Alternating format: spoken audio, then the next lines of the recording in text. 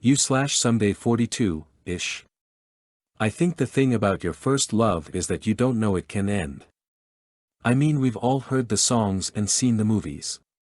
Clearly it's going to end sometimes for other people, but not me. This is forever, this is perfection. Until it's not, and just like nothing has ever been so great, nothing hurts as bad as that first time you really lose someone you love. And the next time? It's not really the same. I don't know if it's because you are aware of the transience or because you know that realistically you are subject to the same rises and falls as the rest of the world, but it's not the same. I will tell you this though. I've never been so relieved as I was when I fell in love for the second time. After I lost my first love, I spent a long time in and out of relationships where it just didn't really light my fire and I was afraid that was what life would be without him. Then one day I realized I'd fallen in love again, and it was magic and it was fantastic and it was not the same. But it was excellent, and yeah, sometimes I miss him. But what I probably really miss is me.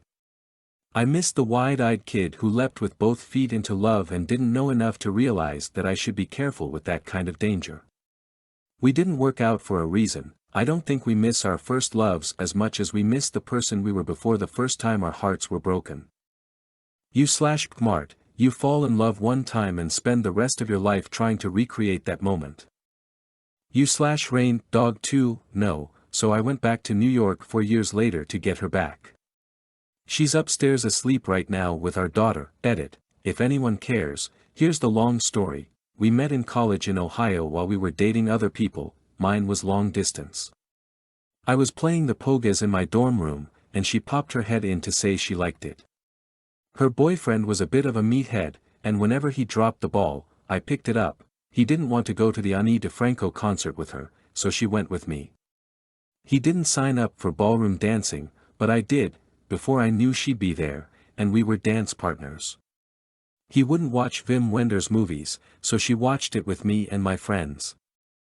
She got sick, he went out to party, and I was on night guard duty with some Mrs. Grass soup. By the time I broke up with my girlfriend, she left Ohio to go to New York, so I never got to ask her out. My heart broke for the first time. A few months later, a visiting friend from Scotland needed a ride to NYC. I drove him there with a stop off to see her in Rochester, New York. We all hung out for 2 days, and as we left to complete our trip to NYC for my friend's flight, it dawned on me that I may never see her again. It would add 5 hours to my return trip to Ohio if I stopped by to see her. We hugged goodbye, and I looked her in the eyes and said, "I love you." I felt like it was still goodbye. And I wasn't trying to accomplish anything by it. I just wanted her to know. I turned and drove away. We drove through the night, and at 2 a.m., we arrived in NYC at JFK Airport. My friend, David, said, "If you don't go back and see her, you're a useless motherfucker." We said goodbye, and I hopped back in the car to drive back to her house right then. 5 hours later, I pulled up to her house, ready to boldly ask her out. I could see her through the screen door wrapped in a blanket on the couch, so I opened it and walked over to her, thinking I had a lot of explaining to do for why I was driving 5 hours out of my way to see her again. I didn't have to say a thing as she just jumped up to give me a hug. Then we kissed. After that, it was about 6 months of wonderful before we hit some reality. It was just hard to manage the distance, and I was losing my confidence. I was financially strapped, and I was exhausted from working, studying, and traveling. I didn't see a way ahead for us, so I started to let it go. I spiraled down into depression, thinking that I didn't deserve the girl I loved because I couldn't make it work financially with her. I didn't return her calls. I didn't answer the fucking phone. I became something of an asshole. I also became a teacher, and I worked in some awful, but great, schools to help pay for grad school. I dated other people, and I heard from friends that she was dating too. My depression got worse until I hit rock bottom. I made a choice about living or dying, and I decided that I would live, and make it my goal to be the person who wouldn't have let her go the way I did. Not to get her back, but just to not screw it up if it happened again. When I reached a place where I could honestly say I wasn't depressed, I wrote to her. I apologized, and said I was prepared to give her anything she needed in order to get closure. No response. Then 9/11 happened.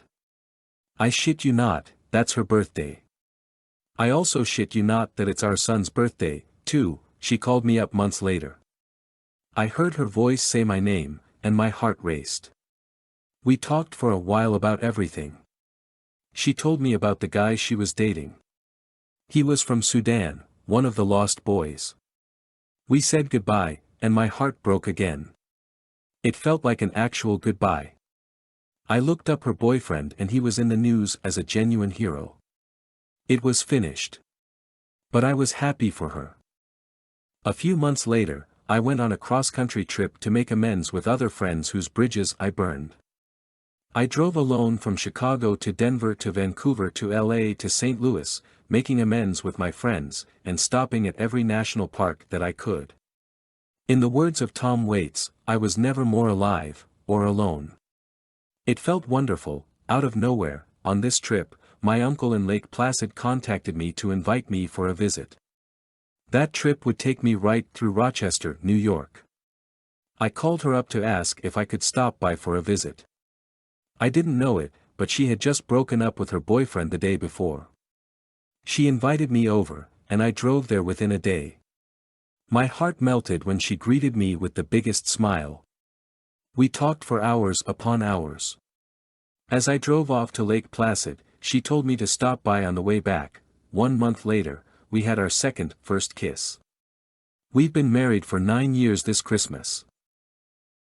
U/PM_your_crewit. I have 2 first loves, my first teenage, big infatuation type love and also my first early 20s, more mature love. I thought I'd never get over either and everything would always be pale in comparison. I was with the very first one from 13 to 16, then on and off again until 19 when he met who would later become his wife and she put the kibosh on us staying in touch. We lived hundreds of miles from each other so the friendship was exclusively on the phone. He just cut all contact one day and that was that. I was crushed at the time and always viewed him through delightfully rose-tinted memories. I moved on with time but still lived with those what-ifs that came to mind from time to time.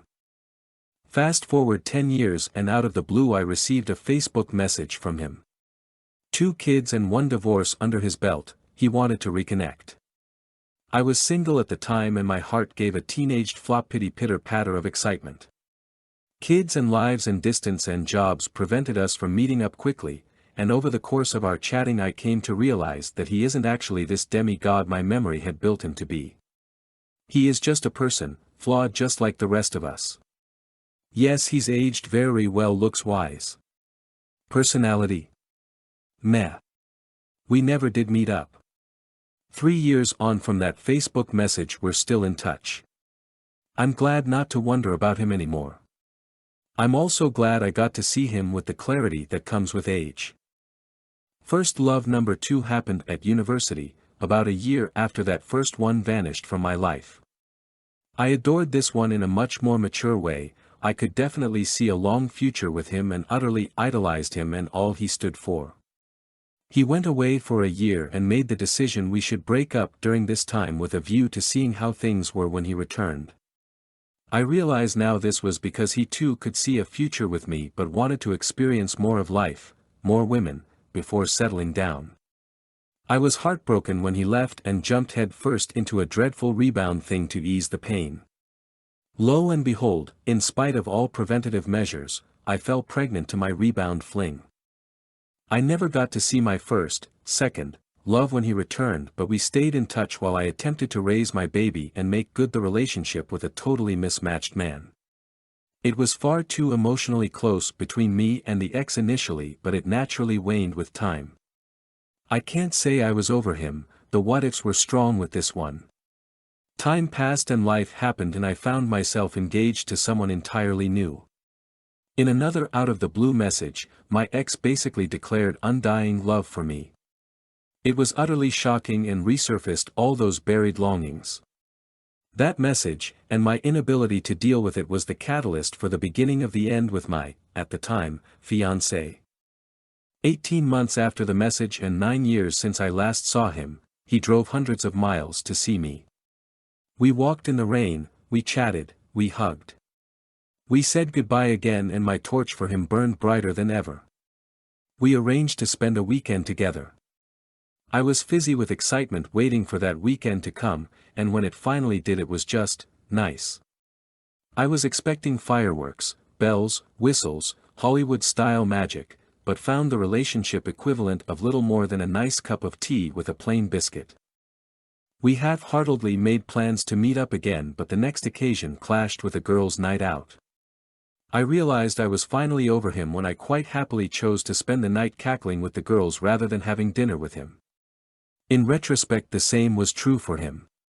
After remaining mostly single for all the time he held a candle for me, he fairly quickly met someone and moved in with her. We exchange happy birthday/Christmas emails now, 4 years on, but that's it. I presume he's happy, maybe he's married, I don't know. I definitely wish the best for him but that's as far as my emotions go now, TLDR, closure.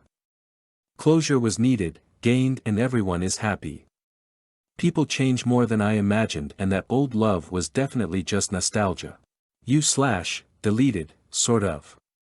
I think about her sometimes but I also remember a quote from Alexander Graham Bell, when one door closes, another door opens, but we so often look so long and regretfully upon the closed door, that we do not see the ones which open for us. Remember your past, learn from the experience, and follow the opening doors. U/Jackshot73. Nope, sadly, I suspect I will never get over her completely. I had never loved anyone that much before. I really gave her everything I had, but in the end it wasn't enough for her. To be fair, I should have known. Though in a way, I suppose I did know. We were only kids. I was 18, she was 16. I told myself it wouldn't work for 4 months while rejecting her advances. She was too young, too naive, and besides, how could she love me? I quickly fell victim to her charm though gave in. From that moment, I was hooked, I truly loved her. You could say I was obsessed and I wouldn't fault you for it. In retrospect, I kind of was. Which made it that much harder when we split. To make matters worse, everything that I had told myself before we got together was continuously being confirmed and I pretended not to notice to avoid facing the reality of our inevitable breakup. Fast forward to now and it's been 6 years. I'm still a bit jaded. I'm practically married, I have 2 children that I adore, yet I still think about her. I still miss her. I still love her. Despite knowing it would have never worked, and despite it feeling completely irrational, I still love her. Part of me hopes it will just go away at some point, but I don't think it will. And part of me is happy about that. U/LeanGainShelp, I'm coming to this late, but yeah. Kinda. I was about 13-14 when I was with my very first girlfriend and very first girl I felt I was in love with. And I know, you were young, stupid, and impressionable. It means nothing. But I think the purest sense of love is the kind when you're the least jaded. It's been the only relationship where I can remember myself not doubting for a second that it was love, despite not being in it before. Just love. Full stop. The relationship itself was actually pretty dysfunctional and we weren't compatible at all, but it was the one that shaped the way I would see and approach relationships for the rest of my life. We were together for a little over a year. Which was more than enough time to crush my 14-year-old heart when we broke up. I didn't get over her romantically for about a year, until I got into another serious relationship. But it took even longer to stop comparing her with the new girl I was with, or comparing the old way I felt to how much less like love the new serious relationship felt. And that was over a year post-breakup. It took a couple years after that, but we did end up reconnecting and becoming friends again. Now she honestly just feels like an old friend, which is what we were before we even got in the relationship. There's no more comparisons in the back of my mind, or anything of that sort anymore. It's now coming to about 1.5 years post-breakup from my next serious relationship. And that's the one I'm not quite fully over yet. Same deal as before, no more romantic feelings, but every so often I do wonder how she's doing and maybe compare a little and all that. Anyway, I don't think you can completely forget. There's this saying about how these people will always have a special place in your heart or something like that, and I get it. It's not romantic, it's not love, it's more of a solemn, resigned kind of feeling. Like a placeholder or plaque that just says, you were something significant to me for this period of time, and no matter what happens in the future, you'll always have that place in the past. Or something. I'm not that great at articulating my thoughts, but that's what they mean to me. U/JS33A, your first love will feel like your last, but your last love will feel like your first.